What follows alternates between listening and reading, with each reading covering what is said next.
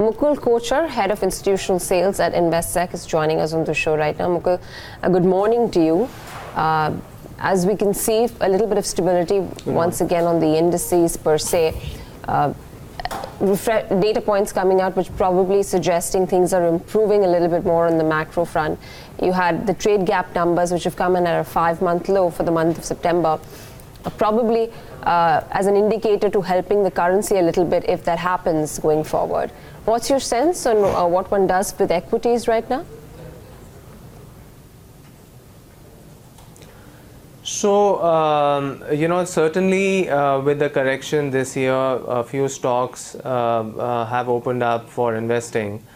Having said that, the broader market, I think, is still expensive. I mean, if you look at the multiples today, we are still 15-20% in terms of multiple expansion versus where we were 3-4 years ago. This is on Nifty, and this is if I normalize for earnings on asset quality in banks, giving credit for the commodity expansion that has happened to the commodity guys. So with all the best baked in, multiples are still 15-20% higher. Now that's not a deal breaker. You can still sort of find investments in this kind of an environment. But broadly, I think as you sort of get into the next 2-3 years, I don't expect any runaway bull market to start again. Especially, I mean, before you get view into where the next government in India is going to be. So, okay, a decent stock pickers environment, but I think the market itself stays range bound.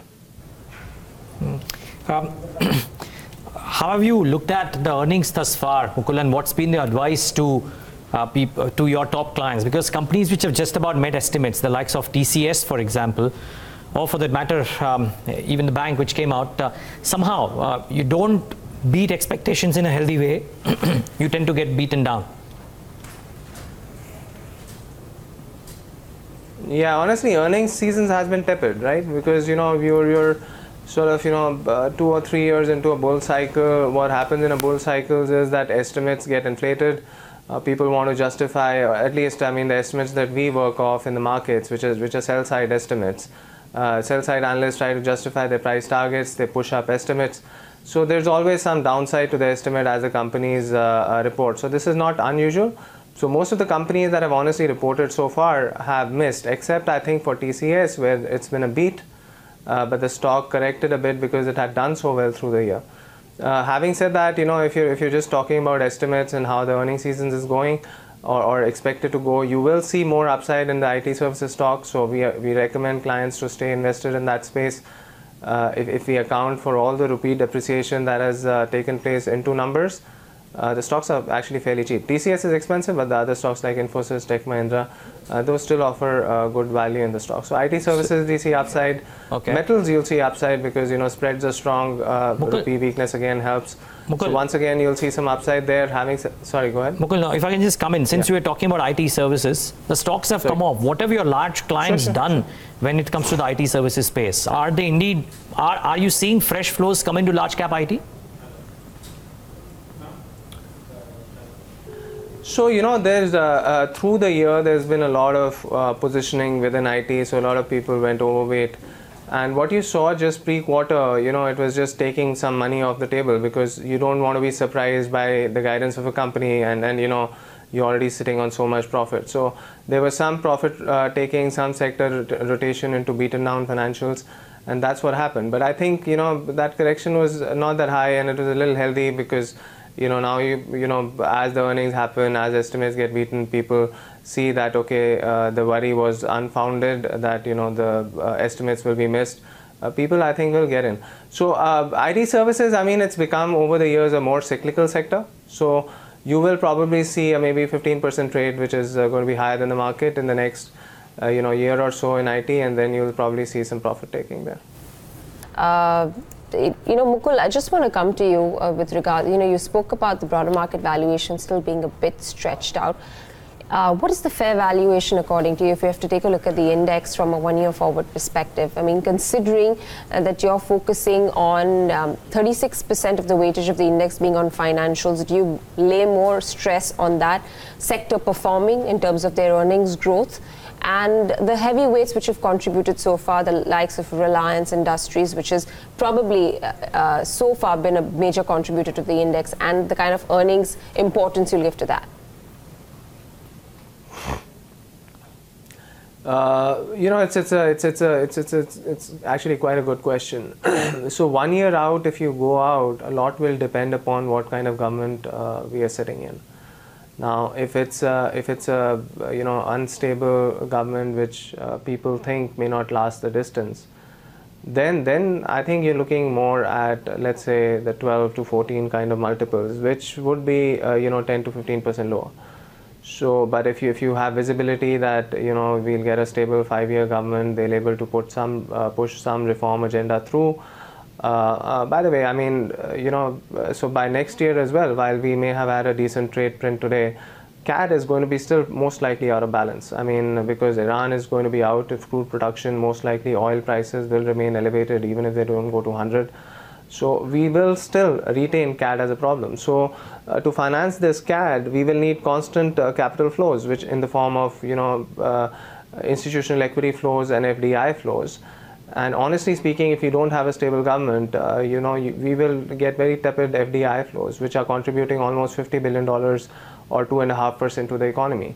So if next year we go, I mean, a lot will depend upon the path we take to get there, which is a lot will depend upon the election that we the central government election that we are in next year. Because just imagine a scenario in which you don't have a stable government and you have a 2.5% CAD current account deficit to fill.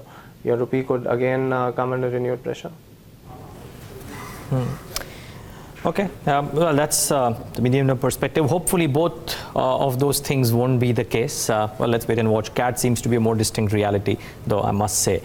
Okay, we were talking about pockets of strength and weakness, and while you were answering, I asked you about IT. You were just making that reference to metals as being a pocket that you believe can do well. Would you want to elaborate on that? Yeah, so metals typically for us, tends to be a trading bet. You trade earnings. I mean, what you see happening with the earning in that sector, you trade that, and you look at the valuation in that context, and you see where the stocks could go. So from that perspective, it looks okay right now. I mean, you've had something like a Tata Steel in the ferrous space, which we like.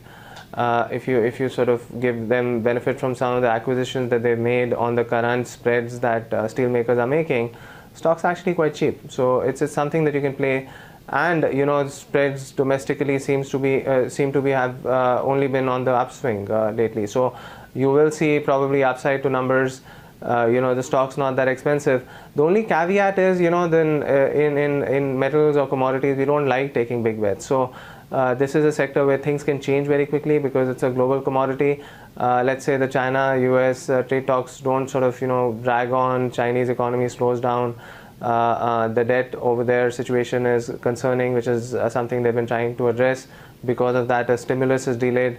Commodities could cool off. So in the near term, yeah, absolutely, keep on playing, but play it as a trade, be ready to get out, and don't place a very large bet here. Mukul, just come in specifically on the auto space, and I want to talk about what's been happening there. There have been issues surrounding the petrol prices, which have gone up almost 10% in the last few months.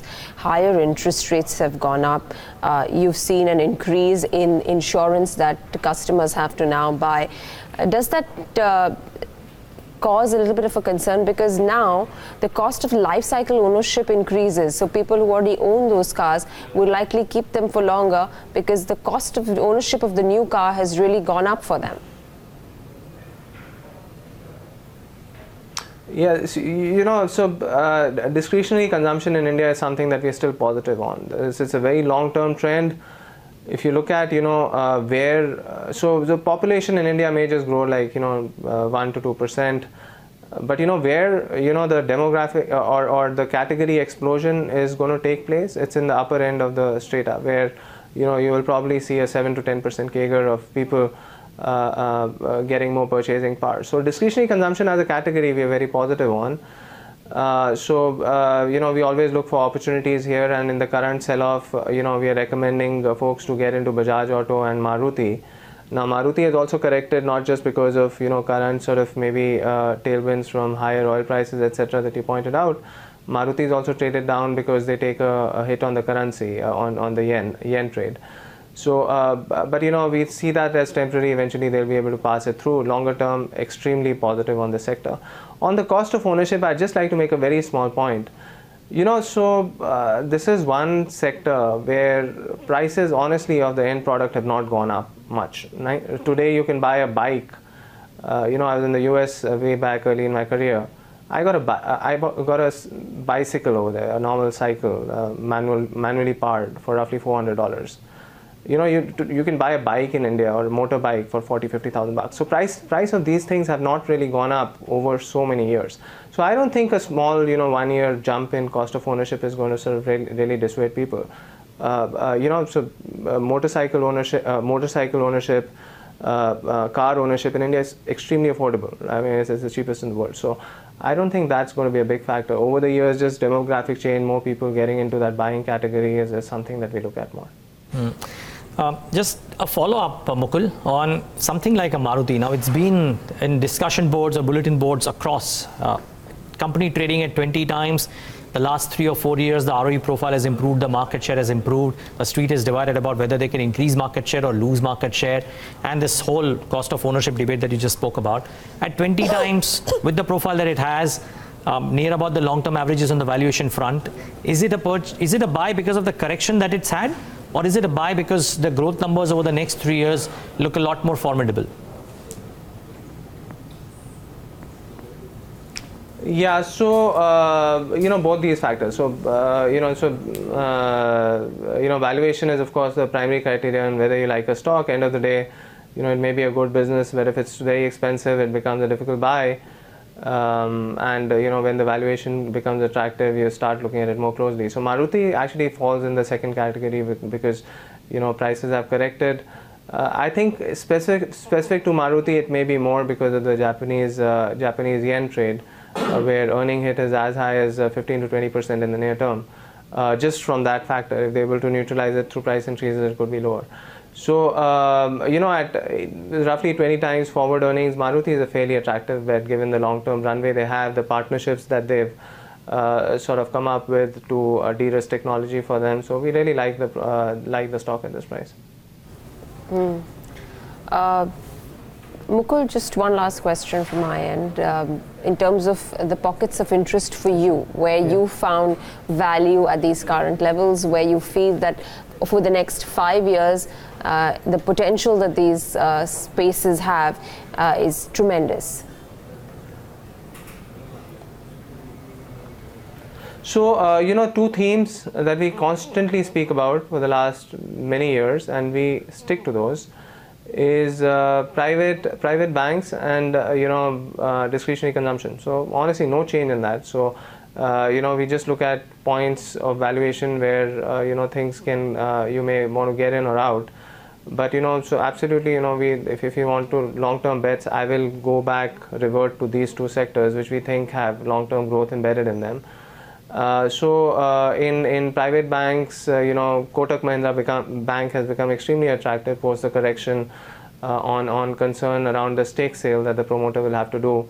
I would absolutely be buying the stock at 20 times forward earnings. It's a bargain given the kind of businesses he's created around the standalone bank, the fee income that he's going to generate from that. Exceptionally well-run bank, available for a relatively cheap price today. Kotak Mahindra Bank is good, HDFC Bank is good, ICICI Bank is another bank that I'd like to talk about, an established bank which could be a turnaround story, but available for a PSU government bank valuation. So once again, extremely attracted to that story. Would like to take a bet on Mr. Sandeep Bakshi turning the bank around and trying to realize the true potential of its retail client base. So private bank is one space that we normally look for bets on, and the other part we spoke about, which is auto space. Right now we're betting on amongst the large caps, Bajaj Auto and Maruti. Okay. Keep in mind, official discretionary consumption has other buckets also, if I may. I mean, it's just, yes.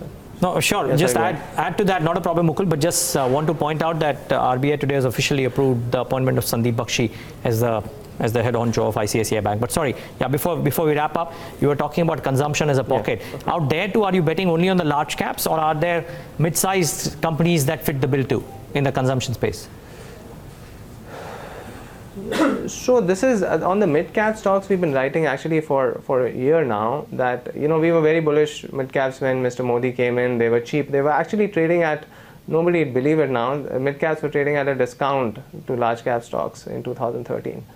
And in an uncertain environment, that's what happens. I mean, they do trade at a discount to large caps because the business suddenly becomes more risky. The management teams get exposed, balance sheet get exposed. I mean, so we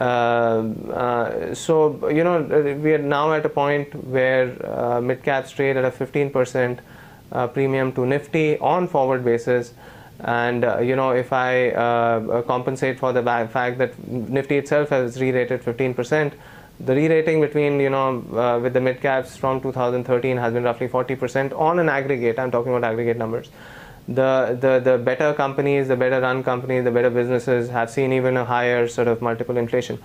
So mid caps, they're fairly expensive at this point in the cycle, especially when there's an uncertain sort of election coming ahead of you. And we've been recommending clients to stay away from mid caps since the early part of the year, and we are sticking to that recommendation even now. I mean, stocks are not cheap there. I mean, honestly, it's just, and especially given the environment, if we start getting visibility that, hey, we're going to get a stable government, reformist government, growth is going to stay for another 5 years, we may take another bet, come January, February, when that visibility improves. But right now, I don't think so. All right.